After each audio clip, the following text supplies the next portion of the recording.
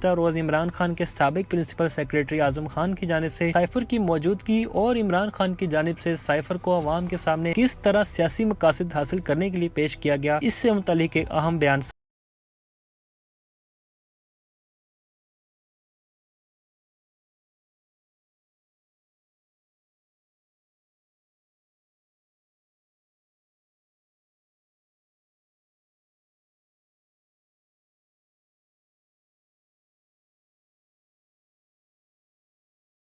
दोस्तों, आजम खान ने अपना बयान 164 के तहत मजिस्ट्रेट के सामने रिकॉर्ड करवाकर साइफर को एक सोची समझी साजिश करार दिया है। ज़राए के मुताबिक आजम खान का रिकॉर्ड कराए गए बयान में कहना है कि सियासी मकासद के लिए साइफर का ड्रामा रचाया गया। बयान में आजम खान ने यह भी कहा कि चेयरमैन पीटीआई ने तमाम तर हकाइक को छुपा कर साइफर का झूठा और बेबुनियाद बयानिया बनाया। तहरीक अदम एतमाद से बचने के लिए साइफर को बैरूनी साजिश का रंग दिया। उन्होंने ये भी एतराफ़ किया कि चेयरमैन पीटीआई ने कहा कि साइफर को गलत रंग देकर अवाम का बयानिया बदल दूंगा। चेयरमैन पीटीआई ने साइफर मुझसे 9 मार्च को ले लिया और बाद में गुम कर दिया। साबिक वजीर आजम ने साइफर को अपोजिशन और एस्टेब्लिशमेंट के खिलाफ बयानिया बनाने के लिए इस्तेमाल करने का फैसला किया।